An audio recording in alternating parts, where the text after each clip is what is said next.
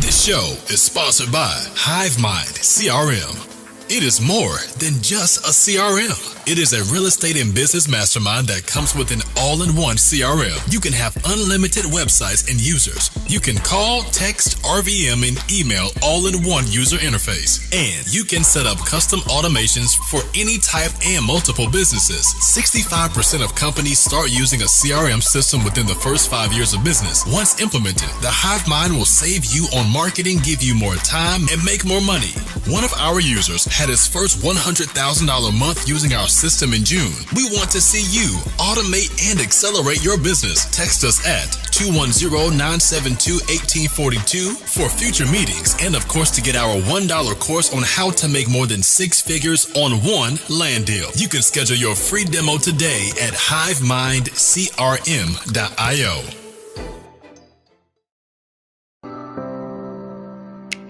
Hey everyone, it's your favorite gentleman coming to you live on the Gentleman Style Podcast show. It's Marcus. So, I'm doing something a little bit unique, something different. We're bringing back a special guest because he has insight to a world that is new to me, possibly new to you, but not new to him. And he has firsthand extensive knowledge in the trucking business. And he's going to come back on the show. We don't normally do this, but he's back again with some profound wisdom. He shared wisdom before on the HiveMind interview podcast. But now we're going to dive deep into the world of the trucking business and what's really behind the scenes. And I got the perfect man today. So here we go.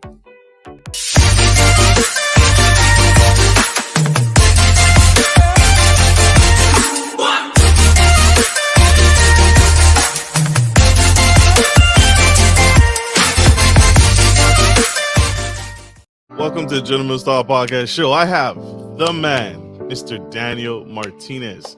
He is the CEO, co-founder of HiveMind CRM, business automation platform, and host of the Hive with Us podcast with 140 plus episodes in the past 6 months.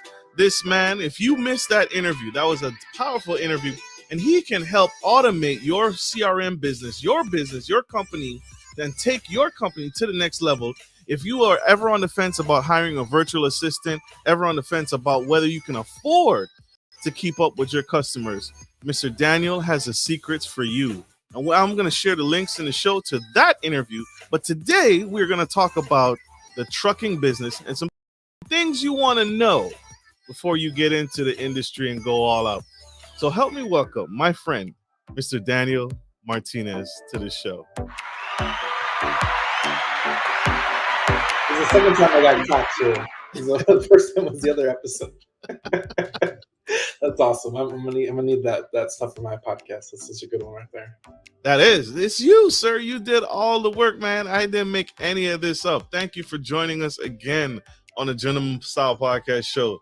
This is a true honor to have you here because you have some insights, sir. You have some nuggets that we discovered at the end of your last interview, that you have insight into the trucking business world. Before we touch in and tap into your vast knowledge, what is going on right now? Right, I want to talk about that. What is going on? We see the cargo ships just stuck in California, and just delays with packages and shipping. What's going on? What's truckers doing? Right? Are they not? They gave up. They're not working either. They got too much PPP money and stimulus money. All the above. It's a bigger machine and industry that any one thing can affect, and there's so many other things that weigh into it that affect every level down to the driver, shipper, receiver, broker. All of it all is affected by it, and it's the big companies out there that maneuver everybody else at will. Makes sense. And so, sir, what has been your experience? You're a millionaire 10 times over. You got to be. The trucking business took you there, right? Is that the case? I hear so many good things that, you could make $250,000 per truck. Is that true? On paper. And the reason why I say that is because everybody thinks you can do $5,000 a week per truck, 52 weeks in a year, 2-week vacation, $250,000 on paper. Yeah, but then everybody that makes fun of entrepreneurs are like, oh, what's the operating cost? What's the net? And then, Right. when you have that conversation, it's a different conversation that not a lot of people like to hear, but it's the truth. It's the truth. The trucking, for my background in it a little bit. So my first company that I started was a trucking company. I actually operated a semi truck, 18-wheeler, doubles, triples, 53-footer, 48-foot, 40-footers. I drove for 2 years for a company as a company driver, and then I drove for 2 years under my company as well. So I had a company. I started my own trucking company for 2 years. I had 5 trucks at one point. We generated almost $600,000 in revenue over 2 years, which sounds like a lot of money, but we really didn't make very much money. So one of the problems in getting started, how did you get started, right? Because no insurance company was going to cover a brand new truck driver. And so starting in a business, how do you overcome that? That is a great question. So if you're starting a company, anybody can start a company. You don't have to have your CDL. It helps if you have your CDL. And that's such a great leads into such a great question. So if you have your CDL, you actually get better rates. When you go buy a truck, they'll actually give you a better interest rate and all that stuff just because you have a CDL. If you don't, they're going to tax you. They're going to tax you heavily just because you don't have a CDL. You have to rely on CDL drivers to move the vehicle. Even if you buy the truck, you have to have a driver come and pick it up to move it to wherever you're going to move it. You cannot drive it yourself. So the dealership is going to tax you. They're going to charge you more in fees. They're going to charge you more and as liability just because you don't have a CDL. You don't have any experience in the industry. So they're going to do a dealership tax on you. And to put this in perspective, I talk to my dispatcher every once in a while. He said he had a person went in, they bought 7 trucks financed. He put $100,000 down, and then they gave him a deferment to start off. Like, oh yeah, we'll give no payments for 3 months. Yeah, it sounds amazing. What they did is they wrote in a balloon where you had to pay $30,000 at the end of 3 months. But you haven't made any money. Exactly. So they took his $100,000 and they're trying to put him out of business in 3 months and take the trucks back. That was their whole goal. What? 7? But he purchased 7. I just purchased 7. Well, finance. I financed 7 trucks with $100,000 down payment. Yeah. And I'm not coming in making it. I'm coming through the front door with which seems like a good deal, a 3-month deferment. So no payments for 3 months. But then I haven't made any money in those 3 months either. Yeah. So we'll talk about that in a little bit, but they heavily tax you up front. And the reason why trucking is it's a good business, but you have to have cash. You have to be very, very cash heavy. Everybody that goes into this business, be ready to spend cash. Like there's other businesses out there that do not require as much cash. Trucking is not one of those. You're going to need a lot of cash coming in up front. Whether you have a CDL or whether you don't have a CDL, you're going to need a lot of cash coming in up front. Whether you're buying the truck cash or finance, if you're buying it finance, you're going to want $7,000 to $10,000 just for the truck. You might need $2,000 to $5,000 just to start your insurance. You might need $1,000 to start all the back end paperwork to get your DOT number, FMCSA, your drug consortium, drug testing, all that stuff. There might be back end costs as well, not including insurance, fuel, permits, like you name it. It just adds up real quick. So let's say let's ballpark this. Let's home this in a little bit. Would $40,000 cover? Would that be enough to start? It depends on the truck. It depends on the truck. That's another thing. So the trucks make a huge impact on your successfulness of your business too. So anybody who wants to get into trucking, please do not buy internationals. Do not buy them. They break down quick. They're expensive to repair, and all trucks are expensive to repair, but the internationals are the worst truck you can buy. What's an international truck? Is that Peterbilt? Is that Volvo? So Peterbilt and Volvos are brands of trucks. International is another brand of truck. It's like the low version of the truck. If you walk into a dealership and you never had a CDL, they're going to try and sell you international because it's going to break down, and they're always trying to get rid of them. Who's the best? Who's the best truck that I should buy? So they all have their benefits. So there's so many underlying factors too. So what's the benefit of how much can I actually expect to make? It depends if you're a driver or a owner. It's a trick question. It's a trick question. That was good. So, what I'll hop in is where was I? Sorry, I got the best trucks to own. You were talking about international is the lower end of the total poll. Okay. So the short answer to this is parts. So, and the reason why I say parts and who can work on them. So think of Ford back 20 years ago. You can get a Ford. Everybody knew how to fix a Ford and there's parts everywhere because they always broke down. There's parts everywhere. So the truck for the model for that is the Freightliner. So the Freightliner is a brand of semi trucks that there's parts everywhere. If you break down to the middle of the country, you can find a Freightliner dealership, Freightliner parts, usually within 2 hours nationwide. You're going to find it. Peterbilt's, Volvos, those are little specialty trucks. Volvo is a German make. So think of Volkswagen. How hard is it if you work on a Volkswagen, you got to go to Volkswagen mechanic. True. You got to go to a special mechanic for that. So you might have to get it towed to the special mechanic. So you always got to think of all the underlying issues that come with owning a truck. So I always bought Freightliners because I can get parts, I can get it towed to the nearest city, and there's always going to be parts there. And everybody knew how to work on them. Whereas Peterbilt's, Volvos, you might have to have a specialty mechanic, and you might have to order in parts to get delivered to wherever you're at. So there's different issues that come with that. So my opinion, Freightliner is the best. Absolutely. So Freightliner, there you have it, y'all. The man, the myth, the legend, sharing some nuggets on. So one thing that blew my mind, I didn't notice until recently, like how much can I expect to spend on a tire? How much is a tire for a truck? It depends if you need a tire on the side of the road, if you take it to the tire shop, or you lose it. It depends where you break down. That's the short answer. And right. Nobody, you don't think about this stuff. Like a tire, if you go to the tire shop, a tire might cost you $200. If you need a tire on the side of the road and they got to bring it to you, it might cost you $750 because they got to change it on the side of the road and they're going to tax you for it. No bueno. That's not good.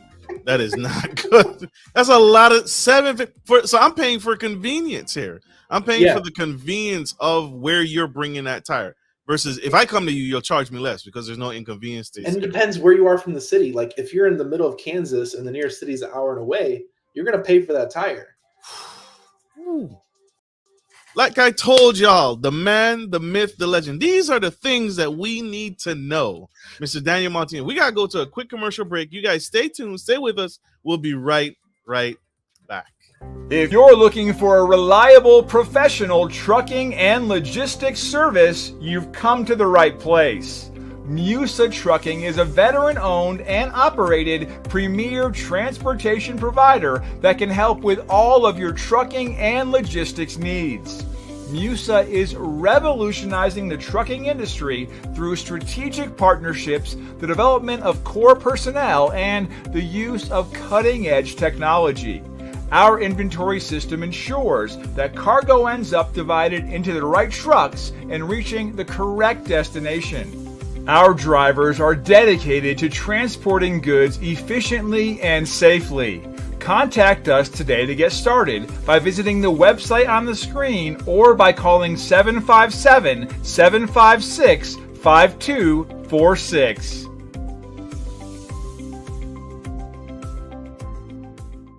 Good day, podcast listeners. This is your boy, Marcus Norman of Gentleman Style Podcast Show. I wanted to let you guys know that we will be rolling out a new feature and adding a join sponsor button next to the subscriber button here at the bottom of your screen. Once you click the button, it will display 3 membership levels.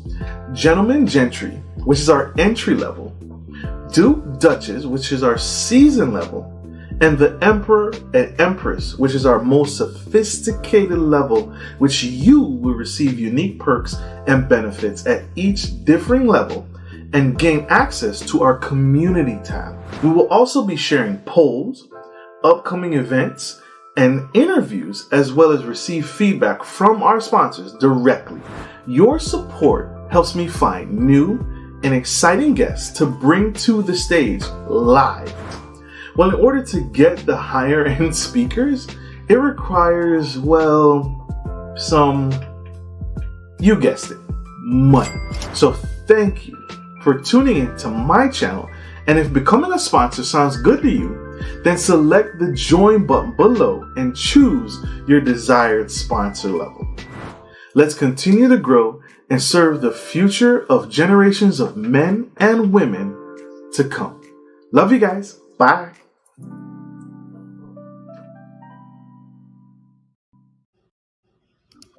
Welcome back. We are back to the Gentleman Style Podcast Show, and we have the man, the myth, the legend, Daniel Martinez. This man does it all. He's done it all, doing it all, and he's not stopping. He's not done yet. Hive Mind, like his background, like you see in his background, is an incredible company. Incredible. Is it a CRM? Is it a multi-level marketing company? Who knows? But check him out.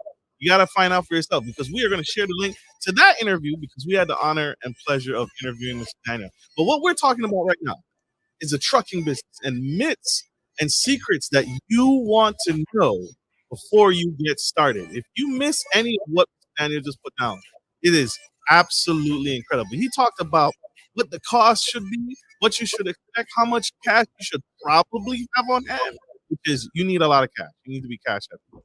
And now we're going to dive in deep. And we're going to talk about the cost and insurance. I want to talk about insurance. What is the cost of, you said about $2,000 to $3,000. Is that monthly premium for the cost of insuring a truck? So whenever you're getting insurance, depending on if you had your CDL or not, they're going to tax you if you don't. If you do, you're going to have to spend around $2,000 to $3,000 just for a down payment, and then it'll probably be $15,000 to $2,000 a month after that point. And they usually write it into like a 12-month term. And insurance is a whole nother thing. If you add drivers too quickly, they'll cancel you. If you add too many trucks, they'll cancel you. And you got to find other insurance. They play funny games.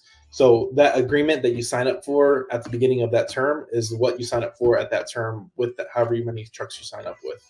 So once you change the terms, adding drivers, adding trucks, they might cancel you, or they might deny the driver. They might do a bunch of funny stuff. Thank you. You mentioned earlier that when buying that first truck, you want to look at the availability of parts and maintenance to be able to take care of that truck. And you personally use Peterbilt, and you enjoy Peterbilt because the availability of parts. Freightliner, forgive me. Freightliner. I don't know why I'm stuck on Peterbilt. It just rolls off the tongue, I guess. But Freightliner has a huge availability of parts that you can access no matter where you break down in the continental United States. What about drivers? What should I expect to pay for a driver? Can I do this with a dispatcher or without a dispatcher? Can I save some money anywhere? Yeah, of course. You can do it with a dispatcher. You can do it without a dispatcher. For me, I hired a dispatcher just because I didn't know anything about the industry, and I didn't know how that whole dispatching part worked about it. Yes, you can learn. Just know they're going to tax you. And I'm using that word very liberally. Brokers know if you're not experienced. They can see right through you. They're gonna make you run loads where it's not even profitable. It's a really nasty business when it comes to different parts of it, and it's just the way it is. Like there's so many people in your pockets. As far as the reason you mentioned Peterbilt a little bit, Peterbilt, the parts are harder to find, and it costs a lot more to repair. So it's gonna weigh into your pockets more and more. First mistake I made was buying a day cab, which the day cab doesn't have a sleeper. If you're starting a company, make sure you buy a truck that has a bed in it, just because it saves you on hotel costs. When I first started driving, I had to get hotels whenever I was driving. So I tried to find local work, and it's really hard to find local work unless you have a contract. In order to get contracts, you have to have multiple trucks. So I learned that the hard way. I drove my day cab I was originally out of Atlanta. I drove all the way to Vermont, Salt Lake City, Phoenix, all in a day cab. So when you say contracts, you mean like you doing loads for like local Food Line, the local Amazon, the local well, maybe not Amazon because maybe that's too big. Amazon does it as well. Okay, so Kroger. Amazon. So you have to have multiple trucks in order to have a contract with them. In most cases, yes. You have to talk to their shipping department, and they'll see that you can allow. You can call and ask if they're allowing third-party contractors to work for them, who are licensed and have their own DOT number. I never pulled for Amazon just because Amazon, when they first started doing third-party loads, they're paying very well. But what happens is when it's supply and demand. When the supply went up, when the demand went up, supply went down. It went really cheap. So everybody was fighting over making no money, and that's not fun. Because you might think, oh, I'll get paid. I get paid $500 on that load. Well, how far is it going? You might spend $300 on fuel. You might spend a tire might go out. You might not make any money. So there's a lot of underlying costs, and if you pay a driver, that's somebody asked about what you can get paid. If you have to pay a driver to do it, you might only get paid $50 on that load, where that driver can get in an accident for 4 hours. You got to understand that there's two sides to every side of it. So if you're doing it yourself, yes, that money can do to you, but you can only do so much as an individual. So hiring a dispatcher takes that responsibility off of you. Managing the back end stuff could be its own thing. Tolls, if you're living in a metroplex, tolls can be huge. I went over the New York Bridge and they charged me $100 for a toll just to cross the bridge into New York. My gosh. Yeah. I guess that's why drivers don't like to go up north. Well, and yeah, that and traffic and idiot drivers. So that's everywhere. That's the thing. You as a truck driver have to be defensive against everybody else that drives around you, and that's just the bottom line. If you get an accident, it's automatically your fault. I've heard stories where people saw an accident, they pulled over, and they assumed the truck driver was at fault, so they gave them a ticket. He wasn't even there; he just witnessed it. Wow. So, wow. And this wrong is place at the wrong time. Exactly. And the car driver can easily point at you just because you pulled over and say it was your fault, and they're gonna believe him every time. So this is actually went to truck driver training. My trainer at my company, when I was a company driver, told me, is if you see an accident and you weren't involved, keep it moving. Like, he literally told me that because it happens all the time. Keep going. Keep it going. Keep it going. Oh my gosh. That makes so much sense. And that's there's truth to that. There's a lot of truth to that.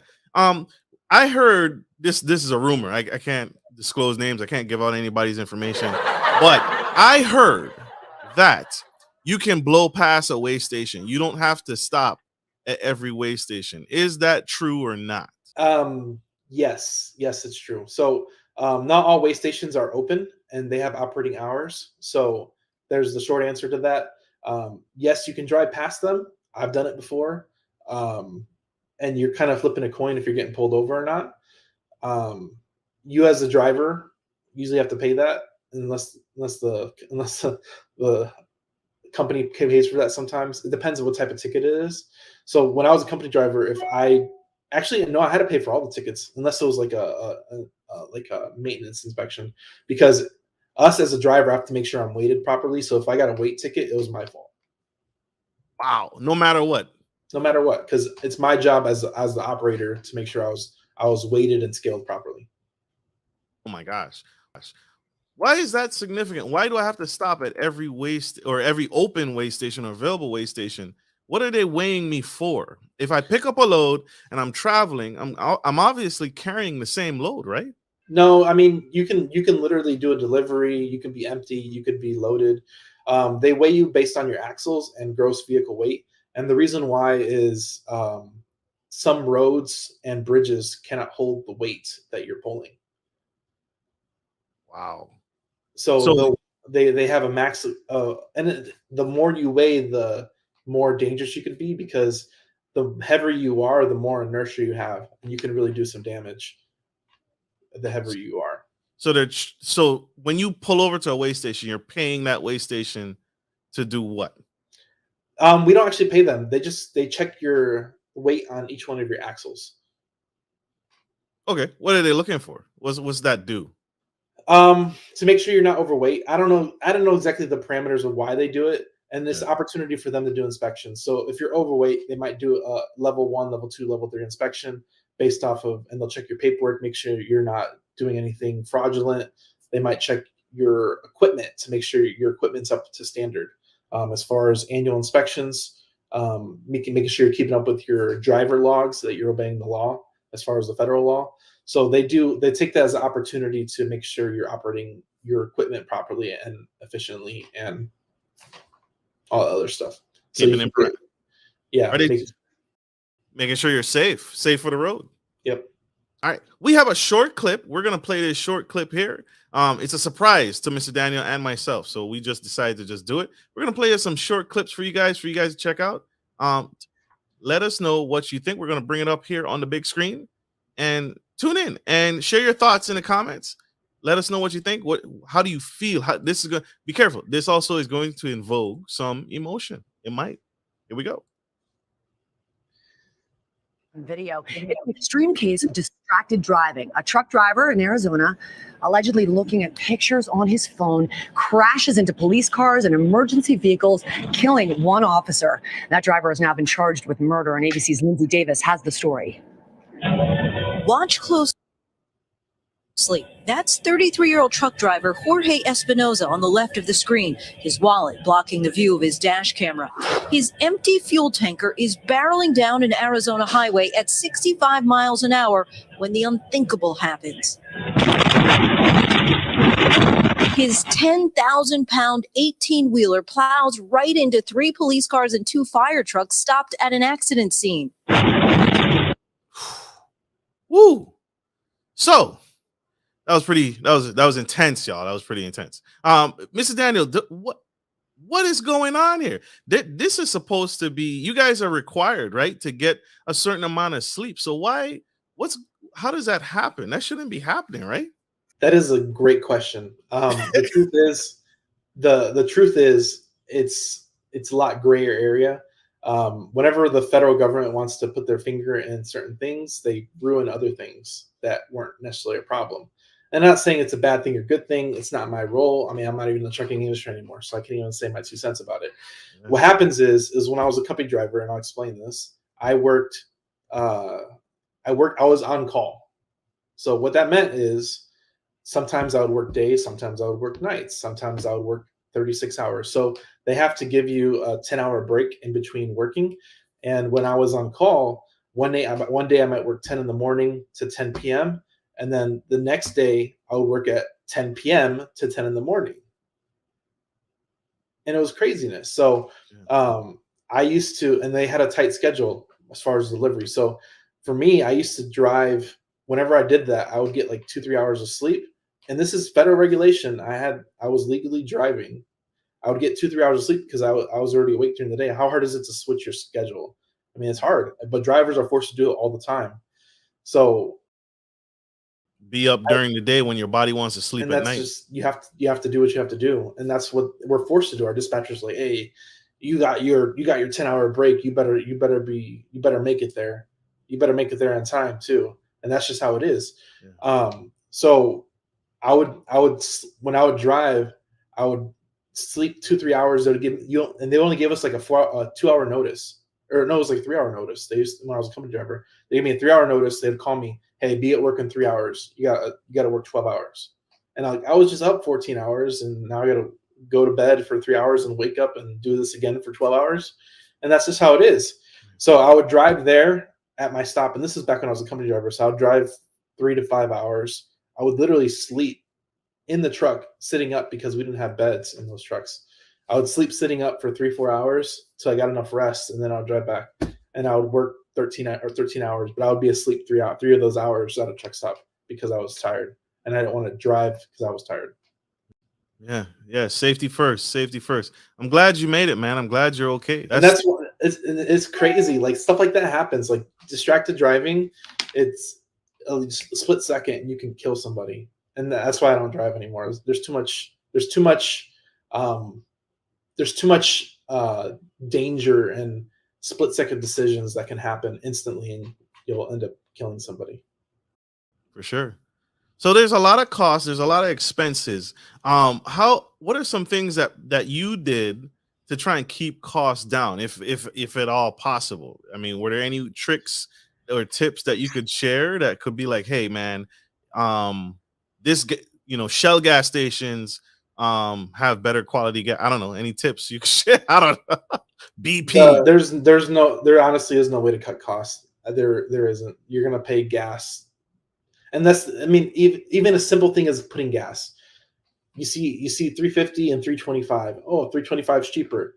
They might not actually service trucks. If you pull into there, you might hit somebody. Is it worth 25 cents to get in an accident over 25 cents a gallon? That's not even your money as a driver. No, I'll just go to the 350 where I know I can get in and out easily. I could park my truck. I could take a shower there. And that's just what they do. So it's not even about, there's no way to save money in trucking. It's just very expensive business. You're going to spend a lot of money. You mentioned this earlier. You said one of the things you did is when you were driving, you hired a dispatcher. And you hired a dispatcher, and it sounded like, and you can correct me if I'm wrong, but it sounded like you hired a dispatcher so that brokers, when negotiating those contracts, those deals, those loads, the dispatcher sounds experienced. So that was a way that you were able to not get taken advantage of when negotiating for those loads. Is that correct? Yeah, 100%. My dispatcher has been in the business for 10 years, and I leveraged his experience and knowledge as a whole to help me get through when I was in trucking. But finding a mentor, finding a dispatcher that knows what they're doing is such a benefit to your business. And now that we're towards the end of the show, I can say this. I generated $550,000 in revenue over 2 years, and I still lost $100,000.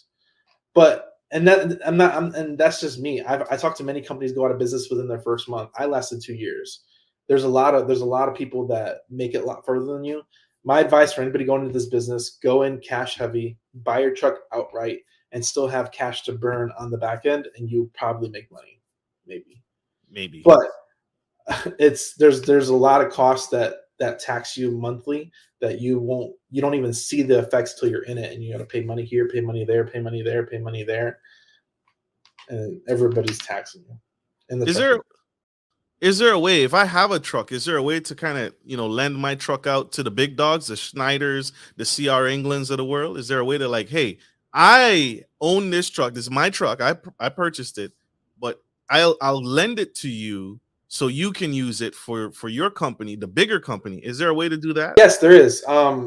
It's less profitable because they take a large portion of your potential profits and then they pass all the expenses on to you. So it depends. It depends if you buy the truck cash or not. If you buy the truck cash or not really depends on if you make money or not, just because that's $1,200 to $2,000 you have to spend per month. Okay. And that could be potential profit that you don't have to spend out. Gotcha. But just know that mechanics are expensive. I had a bill for a mechanic was $7,000. Dear God. I'm sorry. What did he do? They replaced the clutch. They replaced the oil pan because the mechanic that changed my oil at the truck stop tightened it too tight, and he pretty much welded my oil pan to the pan. So they had to break it off, and they broke my oil pan. I had to replace the clutch. The other one is they call it it's the DEF, diesel exhaust fluid.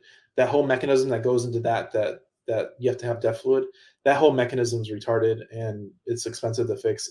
I got quoted like $20,000 to replace that from Freightliner themselves. Wow. I had a friend had an engine blow. She had a diesel engine go bad because there was it ran for 3 months with no oil in it. I didn't know that was something you had to do more regularly. Like people think, oh, I'll change it every 10,000 miles. It doesn't work that way, does it? So part of your pre-trip inspection that your driver does is supposed to check the oil and all fluid levels. So your driver, by not doing his pre-trip inspection, can ruin your truck. That will cost you $20,000 to $30,000 to replace the engine. And welcome to trucking. Wow. And where did you get drivers from? Was there a website, anything that you recommend, or did you use back then to find drivers, or kind of word of mouth? That's such a good question. Drivers is such a problem. Yeah. I was in business for 2 years. I probably went through 18 drivers. 18 drivers. Yeah. Fired them all. Then No, they quit. They quit. They I don't know. I had a bunch of. Are your expenses like injury replacement tax deductible? Yes, they are, but you have to make money first to pay taxes. So take that into perspective. All your expenses are tax deductible, but if you're not making any money, you're writing off all your expenses. You're not really doing business, which is one of the things I said in the first podcast of this episode was not all businesses should be run by you. That's my advice for all business owners. Yeah. That's where I got the idea to ask, can I buy a truck and maybe give it or lend it to one of the big dogs and the big companies? Yeah, they take a portion of your profits. You have to find a driver, and then the driver has to meet the requirements, and then they pass all the expenses of the truck back to you. But so there you have it, y'all. The man, the myth, the legend, Mr. Daniel Martinez spilling the tea about the trucking industry. Mr. Daniel, how can we connect with you? How can we learn more, sir? I don't do trucking anymore. I'm so happy I don't do trucking anymore. But I like spreading the information just because I've seen tens of people go into this business and be out of business in under 90 days. And I hate to see it happen to other people. And they put up their life savings, Roth IRA. They take out their 401k just to start a trucking business, and they go out of business in 90 days. And they're back being an employee. So I don't want to see that come from anybody here listening to this, because you've heard better now. So you should do better. So as far as we can find me, I'm on Hivemind CRM on Instagram, Facebook, YouTube, all those social channels. I'm going to put it right here below. We do a lot of stuff towards real estate now. So if that interests you, we do education on real estate. So please check that out. And we're doing bigger and better things now, not related to trucking. So just, if you know better, do better. Sure. I love that. Know better, do better. And I hope this helps. I hope this helps you know better. All right. I'm bringing the man himself here to you to provide the knowledge and the wisdom. Recording in progress. It was so important to make sure that this got out, this information got out. Mr. Daniel, thank you, sir. Thank you for taking time to be with us today and to give back in this way. This is absolutely crucial. So I appreciate you, brother. No problem. I appreciate the time. Absolutely. And I appreciate you all for tuning into the Gentleman Style Podcast Show. I hope this message helps. I hope this information was helpful. And I hope it helps you take your business to the next level and think twice about getting in the trucking business. Like I always end every show, take care of your friends, take care of your family, and always take care of business. This is Marcus Norman, your favorite host, the Gentleman Style Podcast Show, and Mr. Daniel Martinez signing off. Love you guys. Bye.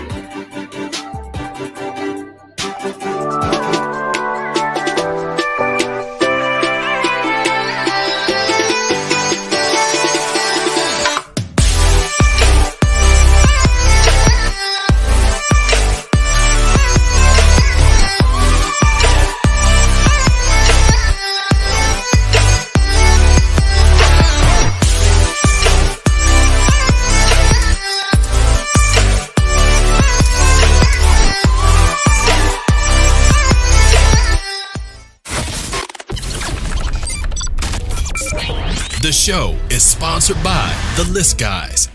Do you need more leads in your local or virtual market?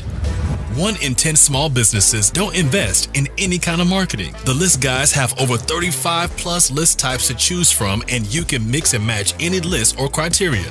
We also use the Skip Trace list and provide up to 7 numbers and email addresses. Every list you purchase will be scrubbed against previous purchases. The List Guys are here to save you time. Contact the List Guys today at www.1listguys.com. That's www.1listguys.com.